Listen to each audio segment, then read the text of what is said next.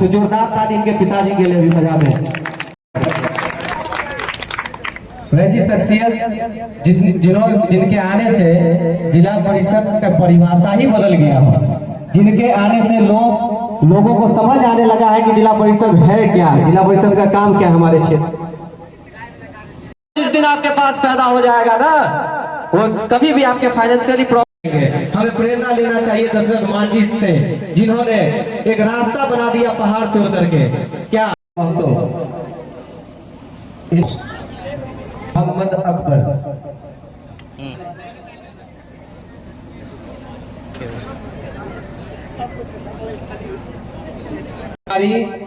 राजकिशोर पंडित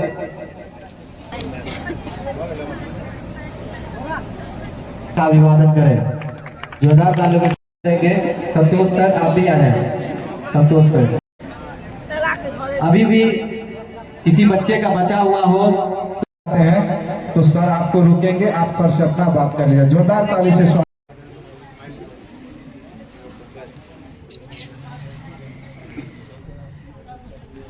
शिक्षा कभी भी लेने का मकसद ये नहीं रखिए कि हम कोई चीज को अचीव कर लेंगे। शिक्षा का मतलब ये नहीं होता कि आप कोई पैसे वाला बन जाइएगा। जरूरी है कहीं कि शिक्षा आने से कोई अमीर बन, कि हमको अपने जीवन को अच्छे तरीके से जीना है। कैसा जीना है? अच्छे तरीके से। सही क्या है और गलत क्या है, इसका फैसला कौन करेगा? शिक्षा ना करेगा। जब जानकार आप नहीं रहिएगा तो कोई भी आदमी आपको गलत हो चाहे सही हो पढ़ा करके चला जाता है कि नहीं। हमारे समाज में अभी भी लगभग 60 से 70% यानी 60 से 70% महिलाएं ऐसी है या फिर ऐसे हमारे बुजुर्ग हैं जिनको कोई भी पेपर पढ़वाने के लिए किसी दूसरे का सहारा लेना पड़ता है कि नहीं पड़ता है? क्या वो अपने ऊपर निर्भर है? आत्मनिर्भर है? अगर आत्मनिर्भर नहीं है तो इस चीज को हम लोग अपने ऊपर उतारे और समझे कि अगर हम लोगों के पास शिक्षा नहीं होगा तो आने वाला वक्त और भी बहुत खतरनाक होने वाला है। इसलिए कह रहे हैं क्योंकि हर कुछ अब डिजिटल हो गया। ये आप सब लोग जानते हैं कि हम लोग जिस युग में रह रहे हैं वो कौन सा युग है? आधुनिक युग है। हर कुछ क्या है? सिस्टम के पर आधारित होने वाला है। इसीलिए हम सबों को इन सब चीजों को समझना चाहिए और शिक्षा इसलिए हासिल करना चाहिए कि हम एक अच्छे इंसान बने। और शिक्षा लेने के लिए आपको दो चीज को हमेशा ख्याल रखना है। एजुकेशन का मतलब ये नहीं है कि हम लोग जो है, एजुकेशन का मतलब ये नहीं है कि हम लोग जो है बहुत पैसे वाले हो जाए, है ना। एजुकेशन में सबसे पहला और बेसिक नॉलेज है वो है संस्कार। क्या है? संस्कार, जो हम सबों को अपने अंदर उतारना है। क्योंकि जिसके अंदर संस्कार नहीं और बहुत पढ़ लिया तो उस शिक्षा का कोई महत्व नहीं है। इसलिए संस्कार को कभी भी पैसे से नहीं खरीदा जा सकता है कि नहीं। इसीलिए सबसे पहला जो जड़ बोल सकते हैं एजुकेशन का वो क्या है? संस्कार। उसके बाद ऐसा शिक्षा जरूर लीजिए। मैं यहाँ पेरेंट्स जितने भी हैं सबों से अनुरोध है, विनम्र अनुरोध कर रहा हूँ कि अपने बच्चों को इतना एजुकेशन जरूर दीजिए। चाहे आप लोग आधी रोटी खाइए, चाहे आप आधी पेट खाइए, लेकिन अपने बच्चों को अच्छा एजुकेशन देने का प्रयास कीजिए। और इतना एजुकेशन देने का प्रयास कीजिए, इतना शिक्षा देने का काम कीजिए तो खड़े होकर आत्मनिर्भर बने। क्या बने? आत्मनिर्भर बने। इसलिए शिक्षा हमको आत्मनिर्भर बनाता है। आप लोग भी बोले आत्मनिर्भर बनाता है। हम आपके अंदर एक जोश भरने आए हैं एजुकेशन को लेकर के, इसलिए आप लोग भी साथ दीजिए। क्या बनना है? आत्मनिर्भर। क्या जरूर? इसलिए जहाँ जैसे भी मिले, कोई बड़ा से मिले कोई छोटे से मिले, सबों से कुछ न कुछ ज्ञान लेने का प्रयास कीजिए। और हमेशा कोशिश कीजिए कि ज्ञान जिससे भी मिले उनको अपने अंदर उतारना है और उसको प्रैक्टिकली अपने जीवन में जो है उसको उतारना है। बात समझ में आ रही है? इसलिए कभी ये मत सोचिए कि हमको कोई चीज हासिल कर लेना, जरूरी नहीं है कि हमको नौकरी मिले। पढ़ाई नौकरी के लिए नहीं कीजिए। बहुत सारे लोगों का ये मोटिव हो जाता है। अपने यहाँ समाज में देखते होइएगा, बहुत सारे गार्जियन क्या कहते हैं, 12 साल 13 साल 14 साल का बच्चा होता है तो ये पढ़ के क्या करेगा? जाएगा कोनो हुनर सीख लेगा तो 10,000 12,000 कमा लेगा। कहता है कि नहीं कहता है? लेकिन आगे चल करके उनके साथ बहुत सारा फ्रॉड होता है। उनका जीवन बद से बदतर होता है। जीवन जानवर भी जीता है, लेकिन हम लोग इंसान हैं और जीवन कैसे जीना है ये हमको सिखाता है कौन? शिक्षा। इसलिए एजुकेशन के लिए सब लोग अग्रसर रहिए और कोशिश कीजिए। और हम सब आप लोगों से एक निवेदन भी करना चाहेंगे कि हमारे समाज में हम सबों के बीच में बहुत सारा ऐसा बच्चा है जिसको शायद शिक्षा का मतलब ही नहीं पता है। बहुत सारा ऐसा परिवार है जो दलित बस्ती है, बहुत सारा बस्ती ऐसा है जहाँ शिक्षा का कोई महत्व भी नहीं जान रहे हैं। शिक्षा से अभी भी बहुत दूर दूर तक नाता है। हम और आप निस्वार्थ रूप से उस बच्चों की मदद करें। बच्चा है ना आप लोग, और शिक्षा से बढ़ के सेवा कोई हो ही नहीं सकता। हो सकता है? आप सब लोग इस काबिल हो गए हैं कि आप उस बच्चों को एक शिक्षा देने का काम कर सकते, नहीं कर सकते हैं? इसलिए आपसे मेरा विनम्र अनुरोध है, एक चैन बनाइए आप लोग। जब तक अपने खाली है 1 घंटा होगा, लेकिन उस दलित बस्ती में जा करके जहाँ पर शिक्षा नहीं मिल रहा है उन सबों तक एक मैसेज पहुंचाइए। अब कोशिश कीजिए उस बच्चा को संभालने का और समझाने का और पढ़ाने का। कीजिएगा ना? संकल्प लीजिए हमारे साथ हाथ उठा कर, संकल्प लीजिए। करना है कि नहीं करना है? इतना कॉपरेट हमको कीजिए, आने वाले समय में हम लोग 100% शिक्षा ला देंगे समाज में। और जब तक समाज का विकास कब होता है? जब शिक्षा आएगा। क्या आएगा? शिक्षा। हम यहाँ नेता बन करके नहीं आए हैं, हम आप में से ही हैं। हम भी एक विद्यार्थी हैं और हम जानते हैं कि हमारे समाज में किस किस चीज़ों से जूझना पड़ रहा है हम बच्चों को। इसलिए और दूसरा चीज़, फाइनेंशियली प्रॉब्लम कभी भी शिक्षा का रुकावट नहीं बन सकता है।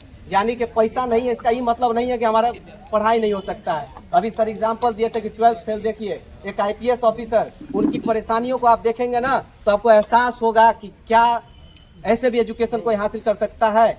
उस लायक आप लोग बनी, वहाँ से प्रेरणा स्रोत बनी लीजिए। इसीलिए मैं आप सबसे आखिरी में फिर से विनम्र निवेदन करूंगा कि आप लोग दलित बस्तियों में जाए, या बस में जो है ना, जो बच्चा नहीं पढ़ सकता फ्री में पढ़ाएंगे, क्या होगा? इससे हमारा खुद का भी नॉलेज बढ़ेगा। नहीं बढ़ेगा जी? पढ़ाएंगे तो इससे क्या होगा कि हमारा खुद का भी नॉलेज एक्सपीरियंस बढ़ेगा और हम और बेहतर हो सकते हैं। जो चीज़ हो सकता है हमारे टीचर नहीं पढ़ाए होंगे वो भी चीज़ हम लोगों को मिल सकता है। मैं भी पढ़ा रहा हूँ, मैं वैसे बस्तियों में जा करके पढ़ा रहा हूँ जहाँ सोच भी नहीं सकता था कि हम कभी यहाँ करके पढ़ाएंगे, लेकिन हमको जितना स्टूडेंट रह करके नहीं फायदा हुआ है उतना हमको टीचर बनने से फायदा हुआ है।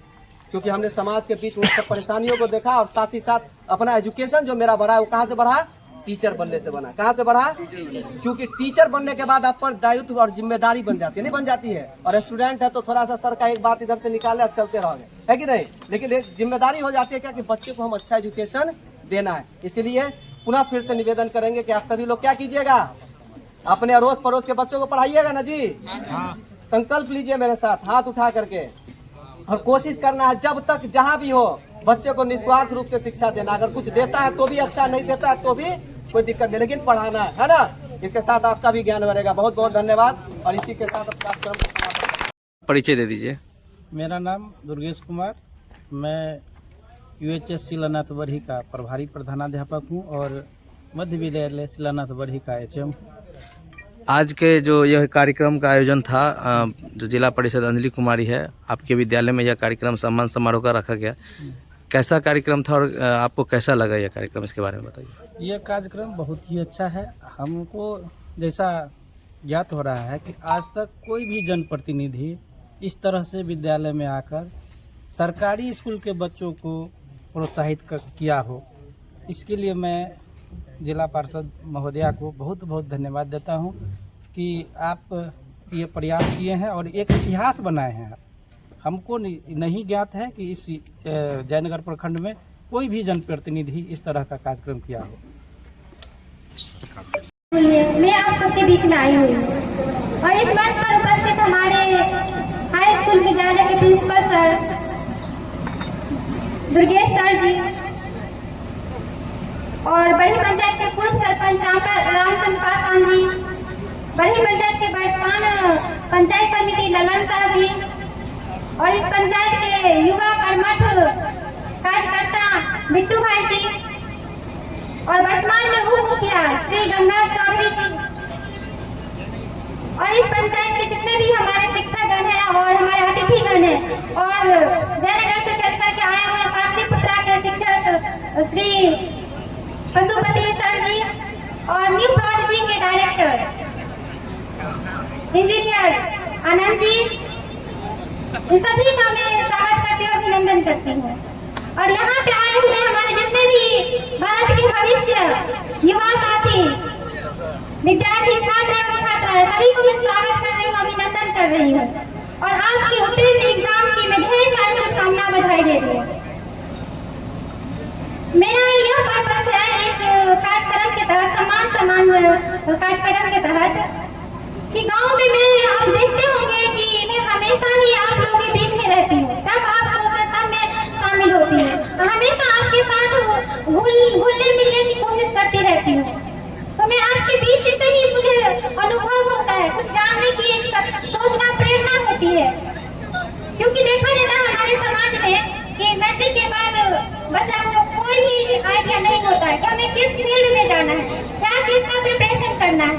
या फिर हमारे अंदर ऐसे क्या टैलेंट है, क्या प्रतिभा है कि उसको हम निखारें।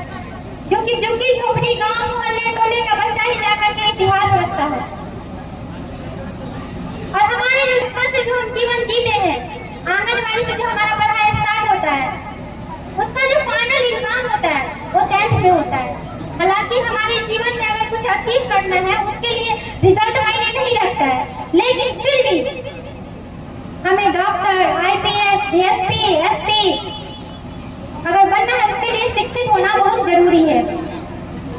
आप सभी बच्चों को मैं देखती थी, खास करके लड़कियों में, कि अगर 10th हो जाता है तो उनको जो है सो एक मानसिक रूप से बहुत ज्यादा परेशानियों का सामना करना पड़ता है कि उनको शादी विवाह करने के लिए समाज में जो चल रहा है प्रचलन की बच्चा 10वीं कर ली है, विवाह कर दो, शादी करो, उम्र हो गया है। क्या उम्र हो गया है? अभी 14-15 साल की हुई है, 14 साल की हुई है, और अभी आप उसके सांसारिक जीवन के विषय में सोच रहे हैं। लेकिन हमारी बच्ची आगे अभी 10 साल अपने जीवन में दी है पढ़ाई को, उसको आगे कैसे कंटिन्यू रखे, कैसे खुद को डेवलप करे, खुद के लिए क्या काम करे जो हमारा समाज का, हमारा गांव का, हमारे विद्यालय का नाम रोशन हो, हमारा जिला का, हमारा स्टेट का नाम रोशन हो। यह चीज देखते हुए मुझे काफी दुखी होती थी कि शिक्षा पे तो लोग बोला जाता है कि शिक्षा पे काम होना चाहिए, शिक्षा पे काम होना चाहिए। सरकार की बहुत सारी ऐसी योजनाएं हैं जो बच्चों को डायरेक्ट नहीं मिल पा रही है, लेकिन सरकार दे रही है। तो इसके तहत जो है मैं बच्चों को हमेशा ही देखती थी डिमोटिवेट। कुछ अभी भी मैं पंचायत में घूम रही थी, सुबह से ही 10 बजे से मैं पंचायत में थी, बच्चे से मैं काफी बात की, लड़कियों से, खास करके लड़कों से। तो पता चला उनकी लाइफ में 10वां तो एग्जाम ले दी है, लेकिन कुछ प्लान नहीं है। ऐसी कोई बच्ची है जो किसी चीज का प्रिपरेशन कर रही है, उनको आइडिया है कि हमको ये करना है, लेकिन वो बच्चा कौन सोच रहा है? जिसके माता जी पिताजी शिक्षित है, जिसका शिक्षा से जुड़ाव है, वो बच्चे ये चीज सोच रहे हैं। लेकिन जिसका बच्चा, जिसके माता पिताजी ठेला पे, घर में मजदूरी करके, किसान करके अपना खेती बाड़ी करके अपना रोजी रोटी कमाते हैं, लेकिन उनका मन होता है कि हमारा बच्चा 10वीं कम से कम कर दे, आगे जो हो सो देखा जाएगा। लेकिन 10वीं तक इतना माइंड में रहता है कि हमारा भी बच्चा कहीं पढ़ ले।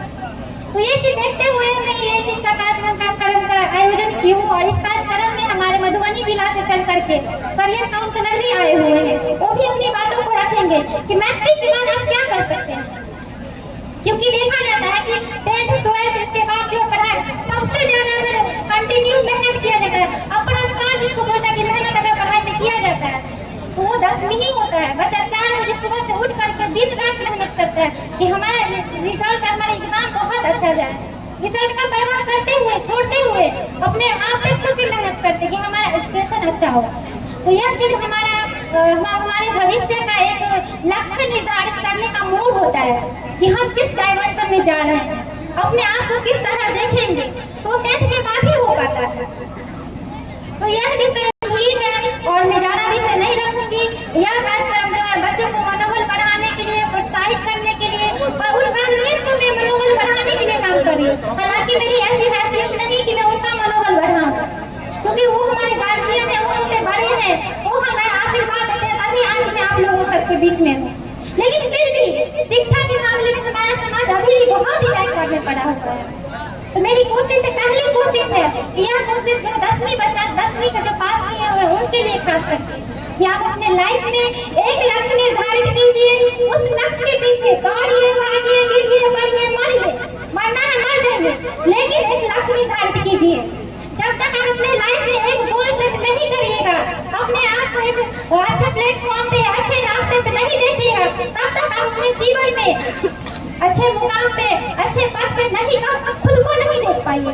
पहले फील कीजिए कि हम जब वीडियो बन जाएंगे तो ऐसे हमें समाज में ऐसे क्या रेपुटेशन होगी, हमारी क्या इज्जत होगी।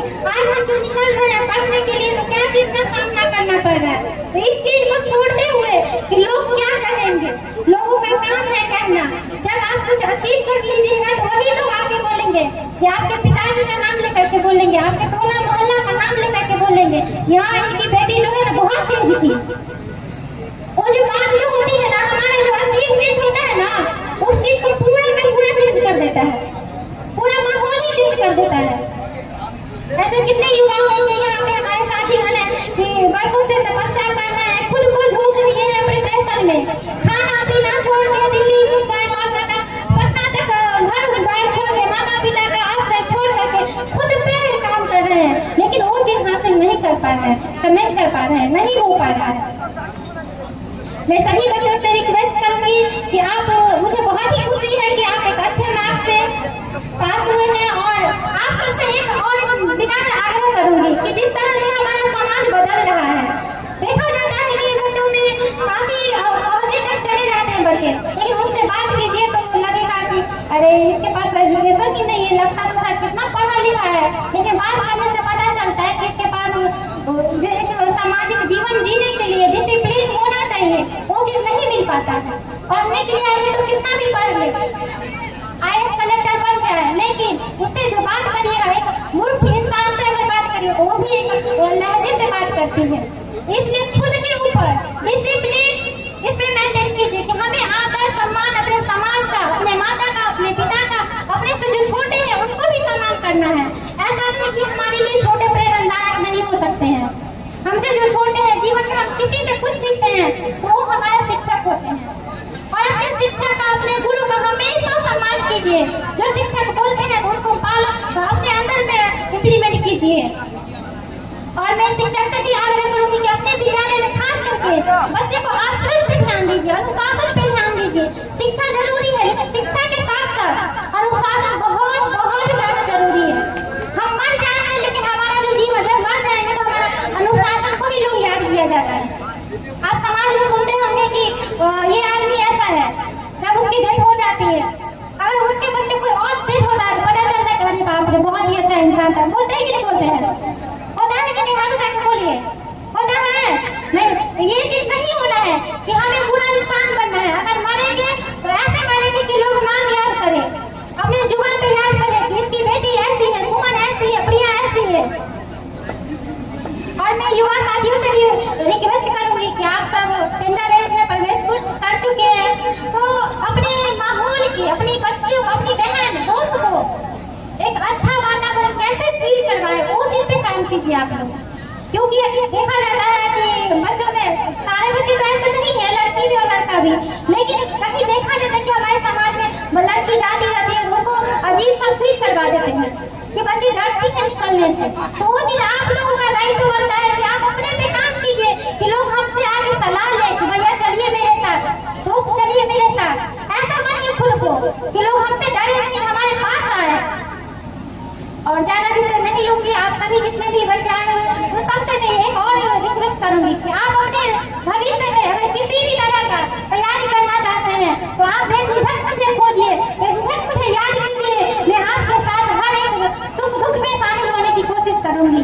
और यहाँ पे जितने भी बच्चे हैं उन सबसे ये भी बोलना चाहूंगी कि अगर आप आगे की तैयारी करना चाहते हैं तो मेरा कॉन्टैक्ट नंबर फेसबुक के माध्यम से, व्हाट्सएप पे, लगभग पंचायत में ऐसा कोई आदमी नहीं होगा जिसके पास मेरा नंबर नहीं होगा।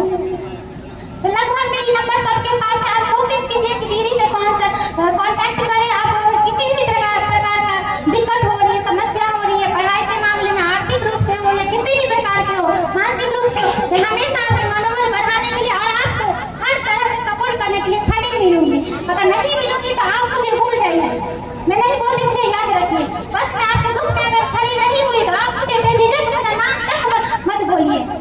तो आप सभी को, अभिभावकों में सब धन्यवाद दे रही हूँ, और जितने भी युवा साथी हैं आप सभी को तहे दिल से धन्यवाद और स्वागत के पात्र है आज आप लोग कि आज बढ़ी में इतने भव्य रूप से आप सबको शामिल हुए हैं। और यह जो कार्यक्रम है यह नहीं दिखा रहा है कि आप सभी पास हुए हैं, आए हुए हैं, यह दिखा रहा है कि हम कितने संगठित है। हम अपने आप को बड़ी पंचायत में कैसे एक दूसरे को संगठित करके एक साथ लेकर के चल रहे हैं, यह कार्यक्रम यह शो कर रहा है। और जितने भी मीडिया बंधु आए हुए सभी को मैं स्वागत करती हूँ, अभिनंदन करती हूँ। आप सब अपने बहुमूल्य समय छोड़ करके यहाँ पे अपने बहुमूल्य समय दे रहे हैं। और हमारे जितने भी विद्यालय के शिक्षकगण हैं, पंचायत के जितने भी जनप्रतिनिधिगण हैं, सामाजिक कार्यकर्तागण हैं, सभी को मैं तहे दिल से धन्यवाद और स्वागत करती हूँ। और मधुबनी से जो चल करके आए हुए हैं करियर काउंसलर, उनसे मैं विशेष आग्रह करूँगी कि शिक्षा के बारे में डीपली जानकारी दीजिए कि वो अपने फ्यूचर में क्या लेकर के किस चीज़ के लिए उनके लिए खुद को में बस पढ़ सकते हैं। धन्यवाद।